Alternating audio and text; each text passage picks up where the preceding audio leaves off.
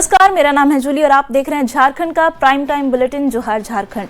साहिबगंज के राजमहल में दिल दहला देने वाली घटना सामने आई। धारदार हथियार से दो भाइयों पर जानलेवा हमला किया गया, जिसमें एक की मौके पर ही मौत हो गई जबकि दूसरा गंभीर रूप से घायल हो गया।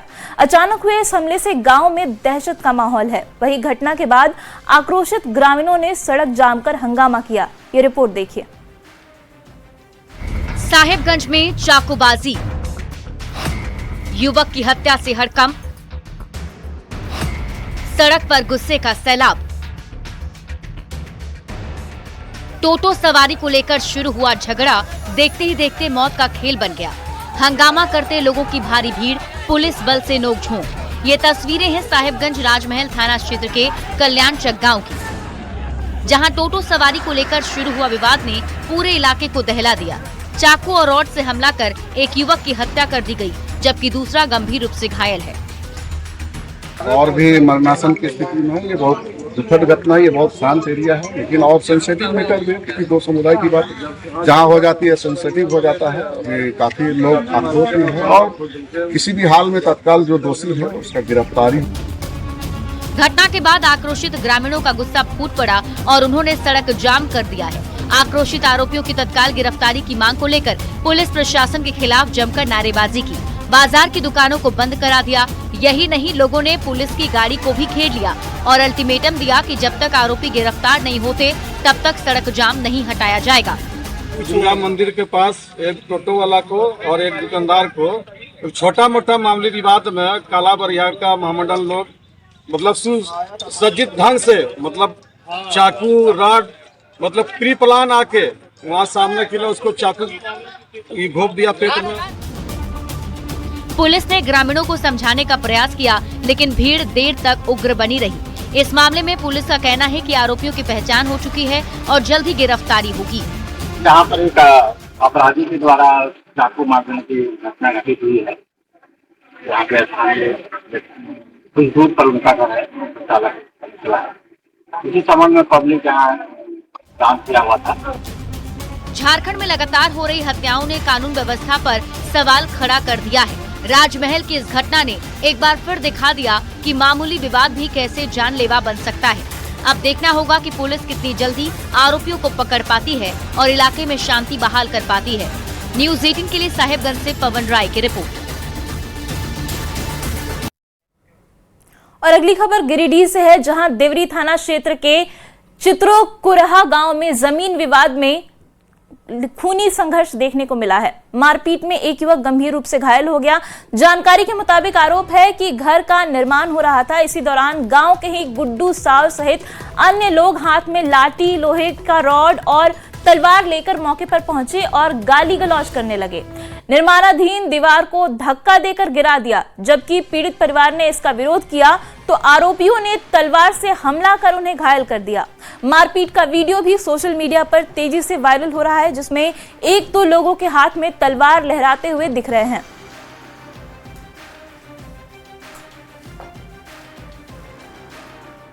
और खबर लातेहार से है, जहां स्वास्थ्य विभाग की लापरवाही एक बार फिर से सामने आई है। बरवाडीह थाना क्षेत्र में झाड़ियों में सैकड़ों डिब्बे एक्सपायरी दवाई मिली है। हैरानी की बात यह है कि दवाएं नए और चमचमाते डिब्बों और पेटियों में सुरक्षित हालत में पाई गई हैं। जानकारी के अनुसार सभी दवाइयां अगस्त 2025 में एक्सपायर हो चुकी हैं।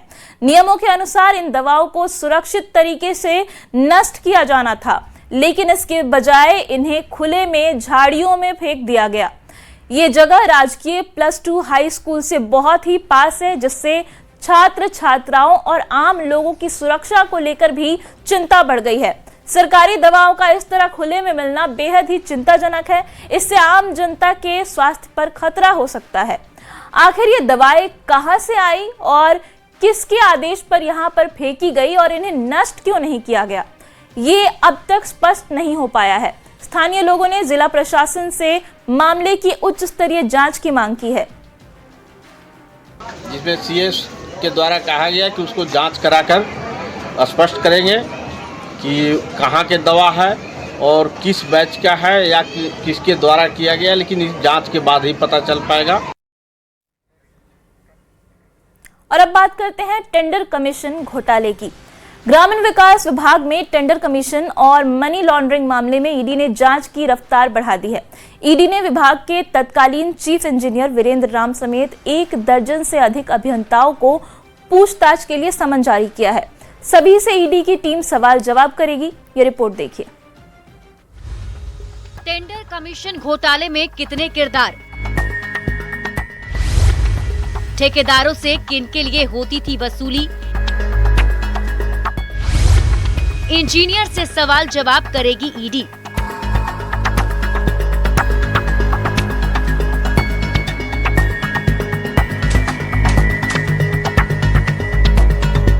झारखंड के ग्रामीण विकास विभाग में फैले टेंडर कमीशन घोटाले की जड़ों तक पहुंचने के लिए ईडी ने अपनी कार्रवाई तेज कर दी है। भ्रष्टाचार के संगठित ढांचे का खुलासा करने के लिए विभाग के करीब 12 इंजीनियर को नोटिस जारी कर पूछताछ के लिए तलब किया गया है। कार्यपालक और सहायक अभियंताओं को अलग अलग तारीख पर तलब किया गया है। ईडी ने सभी को अलग अलग तिथियों पर रांची स्थित क्षेत्रीय कार्यालय में पेश होने का निर्देश दिया है। पूरे मामले में सहायक अभियंता, कार्यपालक अभियंता और को अलग अलग तिथियों में तलब किया गया है। बता दें कि 11 फरवरी को रांची स्थित जोनल ऑफिस में जो वीरेंद्र राम हैं, जिन्हें पूर्व में भी गिरफ्तार किया गया था, उन्हें 11 फरवरी को ईडी दफ्तर में हाजिर होने का निर्देश दिया गया है। तो वहीं जमशेदपुर और अन्य क्षेत्रों से जुड़े हुए अभियंताओं और आरोपियों को 12 और 13 फरवरी को बुलाया गया है। ईडी की अब तक की पड़ताल में ये बातें सामने आई कि ग्रामीण विकास विभाग के भीतर भ्रष्टाचार का एक गहरा सिंडिकेट काम कर रहा था। जांच एजेंसी को पुख्ता जानकारी मिली कि टेंडर प्रक्रिया के दौरान ठेकेदारों से मोटी रकम वसूली जाती थी और फिर उस पैसे को ऊपर बैठे बड़े अफसरों और रसूखदारों तक पहुंचाया जाता था। इसमें कौन लोग शामिल थे, किसे कितना पैसा मिलता था, ईडी अब इस मामले में तथ्य हासिल करना चाहती है ताकि मामले में शामिल लोगों के खिलाफ आगे की जाँच पूरी कर कार्रवाई की जा सके। ग्रामीण विकास विभाग में मनी लॉन्ड्रिंग के इस बड़े खेल में अब तक 4 चरणों में 22 आरोपियों के खिलाफ आरोप पत्र दायर कर चुकी है। मुख्य आरोपियों पर आलमगीर आलम, संजीव कुमार, वीरेंद्र राम, आलोक रंजन और अन्य शामिल हैं। पहले की गई तलाशी में सिंडिकेट से जुड़े 37 करोड़ रुपए से अधिक नकद जब्त हुई थी। इस अवैध नकदी की बाद में चार्टर्ड अकाउंटेंट और एंट्री ऑपरेटर के दिल्ली स्थित नेटवर्क के माध्यम से लॉन्ड्रिंग की गई थी। इसका कई उच्च मूल्य वाली संपत्तियों को खरीदने के लिए इस्तेमाल हुआ था। खासतौर से इस जांच का और जो पूछताछ का दायरा है वो बड़ा है, क्योंकि तमाम चीज़ों को सत्यापित किया जा रहा है। जो साक्ष्यों का संकलन है वो भी पूरी तरह से किया जा रहा है ताकि कोई भी कमी जो है इस साक्ष्य संकलन में न रहे और दोषी लोगों के खिलाफ कार्रवाई हो सके, जिसे लेकर ईडी के द्वारा ये पूरी कार्रवाई की गई है। कैमरामैन संजीव तिवारी के साथ ओम प्रकाश, न्यूज़ 18 रांची। और अगली खबर हजारीबाग से है, जहां नशे के कारोबार के खिलाफ चलाए जा रहे अभियान के तहत पुलिस को बड़ी सफलता हाथ लगी है। बड़ा बाजार ओपी क्षेत्र में की गई छापेमारी के दौरान पुलिस ने ब्राउन शुगर तस्करी में शामिल एक युवक को गिरफ्तार किया है। आरोपी के पास से करीब 38 ग्राम ब्राउन शुगर और 10,000 कैश बरामद हुआ है। जब्त ब्राउन शुगर की कीमत करीब 4 लाख रुपए बताई जा रही है। बड़ी खबर आपको हजारीबाग से बता रहे हैं, जहां पर ब्राउन शुगर की तस्करी करने का खुलासा हुआ है और एक आरोपी को भी गिरफ्तार किया गया है। हम लोगों को लगा कि वहाँ खरीद बिक्री हो सकती है, वहाँ छापामारी की गई, जिसमें से एक टूटा फूटा घर में हम लोगों ने देखा कि एक लड़का जो है वो है, और जब हम लोगों ने नशे के हालत में था, हम लोगों ने जब उसकी तलाशी ली तो पाया कि उसके पास ब्राउन शुगर जैसा कुछ पदार्थ है। जब हम लोगों ने उसका टेस्ट किया तो हम लोगों ने पाया कि वो ब्राउन शुगर ही है। हम लोगों ने विधिवत उसको गिरफ्तार करते हुए आज FIR दर्ज किया है और माननीय न्यायालय को प्रेषित कर रहे हैं। जमशेदपुर के मानगो बामनगुड़ा चौक में चुनाव प्रचार के दौरान भावुक पल देखने को मिला, जब पूर्व मंत्री बन्ना गुप्ता अपनी पत्नी के पक्ष में प्रचार करते हुए मंच पर ही रो पड़े। दरअसल मानगो में पूर्व मंत्री बन्ना गुप्ता अपनी पत्नी सुधा गुप्ता के लिए प्रचार प्रसार करने गए थे और इसी दौरान वहां मौजूद लोगों को संबोधित करते हुए पूर्व मंत्री बन्ना गुप्ता फूट फूट कर रोने लगे। उन्होंने कहा कि विधानसभा में जिस तरीके से कुछ लोगों ने मुझे बदनाम कर मुझे चुनाव हरवा दिया, ठीक इसी तरीके से मेयर चुनाव में भी वो लोग सक्रिय हो गए हैं।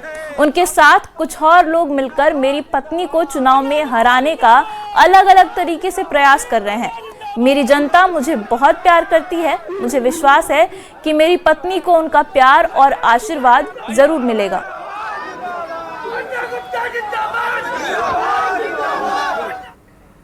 नगर निकाय चुनाव के तहत 16 निकायों के 38 वार्ड ऐसे हैं जहां से वार्ड पार्षद के लिए निर्विरोध निर्वाचन हुआ है। पत्रों की जांच और नामांकन वापसी के बाद एक ही प्रत्याशी के मैदान में होने के कारण उन्हें निर्विरोध निर्वाचित घोषित कर दिया गया। जिन नगर निकायों के वार्डों में निर्विरोध निर्वाचन हुआ है उसमें आदित्यपुर नगर निगम में 2, मेदिनीनगर नगर निगम में 3, साहिबगंज नगर परिषद में 5, दुमका नगर परिषद में 2, रामगढ़ नगर परिषद में 1 जैसे कई वार्ड शामिल हैं। मामले में प्रत्याशी जो है उनके जो मेयर पार्षद होंगे उनके लिए 5 लाख है और मेयर के लिए 25 लाख है। उसी तरह 10 लाख से जहां आबादी अधिक है, जहां 10 लाख से कम है मेयर में, वहां पर 1.5 लाख पार्षद के लिए है और 15 लाख 3 लाख पार्षद के लिए है और 15 लाख उनको पंजी उपलब्ध कराया जाता है, बेपंजी। उसमें पर डे खर्च का जिक्र करते हैं और जो आवश्यक सामग्री रहती है निर्वाचन से संबंधित उसका जिला स्तर पर एक दर भी तय कर दिया जाता है, किसी के तहत जो है अपना दर्ज करेंगे। झारखंड निकाय चुनाव में 38 वार्ड प्रत्याशी निर्विरोध निर्वाचित हुए हैं। राज्य निर्वाचन आयोग से उन्हें प्रमाण पत्र भी मुहैया करा दिया गया है। 23 फरवरी को 6288 प्रत्याशी अब उनके लिए मतदान होना है। निश्चित तौर पर 38 निर्विरोध निर्वाचित होना एक बहुत बड़ी बात है। कैमरामैन प्रभाकर के साथ निरंजन सिंह, न्यूज 18 रांची। जमशेदपुर के टाउन हॉल में प्रशिक्षण शिविर का आयोजन किया गया। मानगो नगर निगम और जुगलसलाई नगर परिषद के सभी उम्मीदवारों को प्रशिक्षण दिया गया और चुनाव से संबंधित कई जानकारियां भी साझा की गई। इस प्रशिक्षण कार्यक्रम में दोनों नगर निकाय के ऑब्जर्वर और जीएसटी विभाग के सभी अधिकारी भी मौजूद रहे। महोदय के निर्देशानुसार तीनों जो नगर परिषद और नगर निगम क्षेत्र है, जुगसलाई, चकुलिया और मानगो नगर निगम के सभी अभ्यर्थी को महापौर, अध्यक्ष या वार्ड पार्षद के लिए जो भी लोग नॉमिनेशन किए हैं उनको चुनावी प्रक्रिया के बारे में एक प्रशिक्षण दिया गया था कि आपका खर्च का क्या लिमिट है और खर्च कैसे संधारित करना है, किस किस तिथि में आके उसको जांच कराना है और साथ में जो आदर्श आचार संहिता का है उसका पालन सख्ती से करना है। और इसके साथ ही जोहार झारखंड में रुकते हैं एक छोटे से ब्रेक के लिए, जल्द लौटेंगे।